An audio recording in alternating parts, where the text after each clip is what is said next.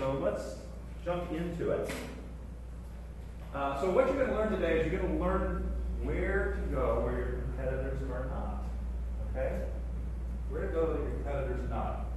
How do you add value to a product? And this is really cool. This is one of the coolest things about social strategy. How do you add value to a product and reduce the cost at the same time? What?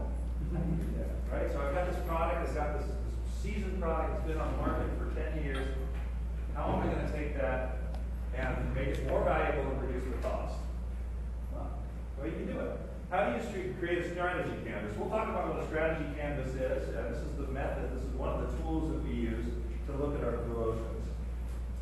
Why getting rid of features is a good thing? You know, one of the companies, I apologize, I don't remember the name, that stepped up front and said, we have tools that let you look at how many features in your software are being used, and you know, you can rank it and get all this data. That's fantastic.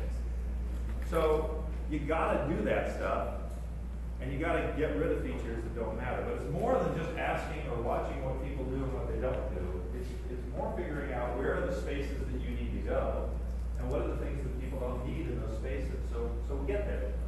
And then how to find and exploit these needs that your customers have that they haven't asked for, that they don't know that they need. You can do focus groups up to wazoo. I've done it for years.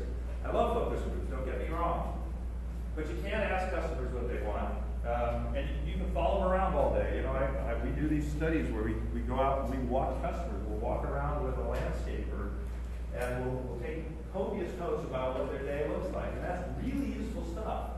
But it's really hard to find unmet needs unless they trip over something or the screwdriver doesn't work or something like that. You just can't find them that easily. So this technique does it for you. So a little bit about us. Covetability, that's basically me. Well, that's not me. That's somebody else. That's a piece of clip art. But basically, simple techniques for moving products. That's what it's about. Is at the end of the day, how do you figure out how to make products that are going to sell? Because we're in business. Why? We want to make money at the end of the day, right? And yes, we want to have a cause and we want to solve people's needs and all those things, but we are in business to make money.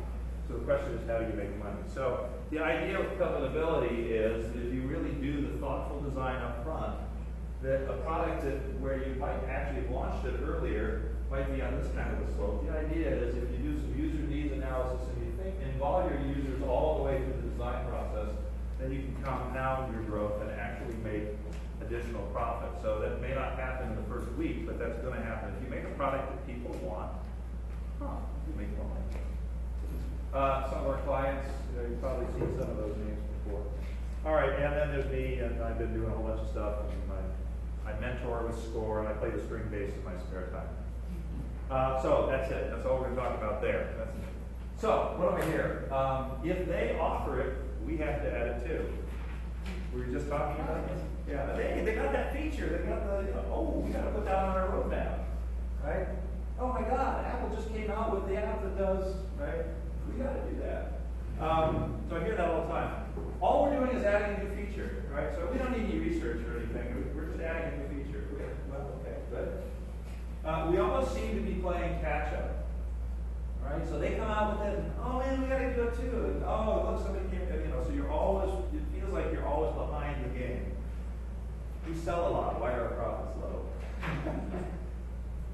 I hear this. I literally hear this. Why can't we be more like Apple or Nordstrom's or Tesla? Well, you can. And costs just keep going up and up. So what can we do to get these costs under control? Because costs are the things that kill a product line. And I don't care whether you're developing an app, whether you're doing software as a service, or whether you're doing a widget that you're going to sell to somebody in a store. You got to keep your costs down.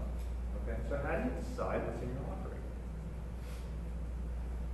Well, I'm going to talk a little bit about the difference between red ocean and blue ocean. So this is how we define what a red ocean and a blue ocean are. So a red ocean is where you are in bloody waters. Okay, there's fierce competition. You are up against everybody that's doing something that you may want to be doing, and you may have competition in places that you may not know you have competition. You know, there are many ways to solve the same problem. Okay. Blue ocean, on the other hand, is where there's little competition, where you're out in clear waters and not everybody is vying for the same piece of meat, right? Everything's plentiful. You're doing You know, it's all you can imagine. There's clear sailing. And I know this sounds, yeah, this is really, you know, okay, that's basic. Yeah, I get it. Okay. But this is really what we're talking about doing. And this is what happens in business. We get ourselves in these situations. And most of us are in situations where we are in a red ocean. We are in a very competitive marketplace. So I'm going to take a little bit of a digression here. So you know Ringling Brothers Farm and Family, right? How many people here have been, in the last 5 years, been to one of their shows? 2, 3, 4. Okay.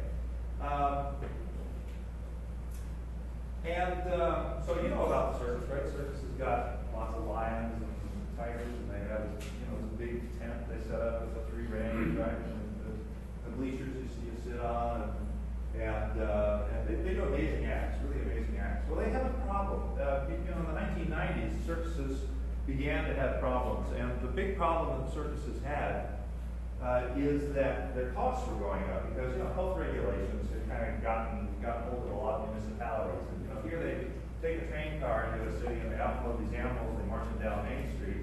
Not quite so simple to do that with today's regulations. You don't want a tiger getting loose.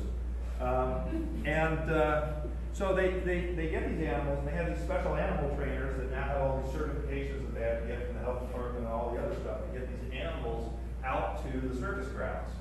Now, another problem is that the circus grounds, you know, they're usually like the expo grounds, right? And they're out in the country. Well, they're not so much out in the country anymore. What's happened is a lot of cities have grown up around their expo grounds, and the expo grounds are kind of right in part of the city.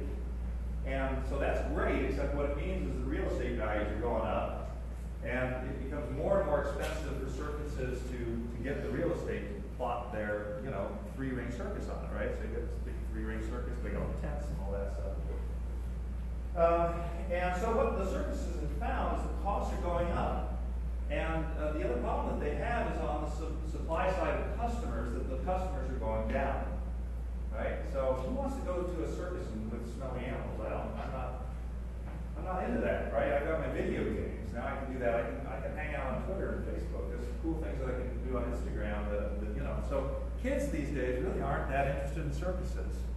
And so what happens is the circuses are now, you know, who's been to the grocery store and seen the coupons at the checkout line, you know, Ringling Brothers, $10, right? Yeah. And, you know, for years there were huge stacks of those. They don't do it as much anymore.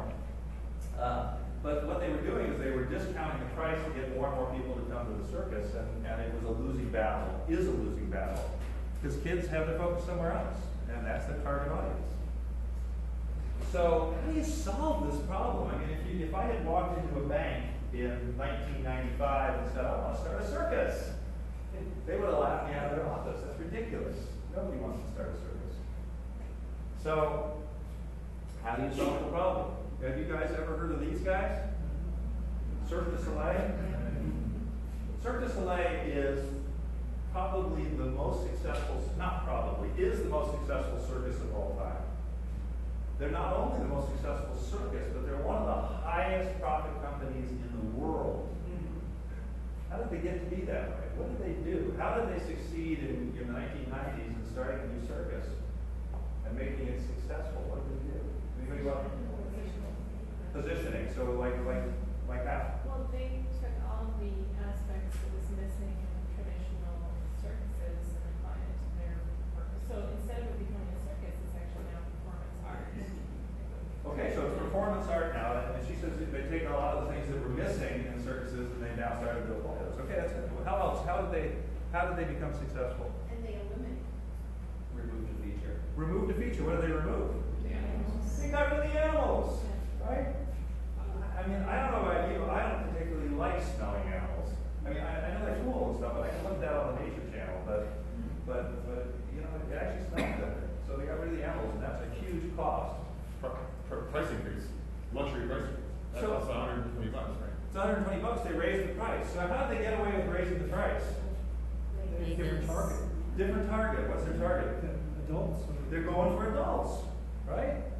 They're going for adults. So, right, kids. I have to work through the kids to get to the parents. Why don't you just go to the parents and invite them out to It's have a not really a nice circus experience? anymore. Huh? How are you comparing Circus Olay with circus? Well, it is still circus, right? You got acrobats, you got people It's that just because the acrobats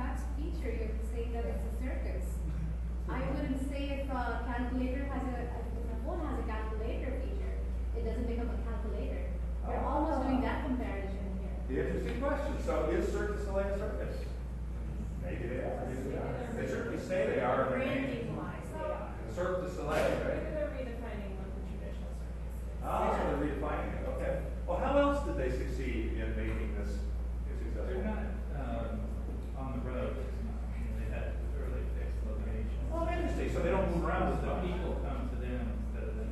They do move around. Okay. They do, but it's Move not around. like a circus all the time. So they're through marketing, Fixed then- locations for a longer period of time. So they just bring people to them rather than them going out to people. How else? Yeah. They discovered where the modern value proposition really was. Right, so, and what is that? What do you think their value proposition is? It's a combination of everything we've been talking about, but you targeted a different market essentially. If you build a car for $10,000, you have already automatically branded that car, the value, how long it's going to last, so forth. If you market a car at $100,000, you've automatically targeted a different market. It may cost the same amount to produce one. Good, good. So now you have a premium product, whereas before it was an economy product. Providing unique value to each new release. So each new thing is like Okay, so they're constantly re-engineering that, right? So all of these things are true, right? So this is how Cirque du Soleil did it. Now the question is, how do you, with your circus, do a Cirque du Soleil, right? How do you become the next Cirque du Soleil? So let's look at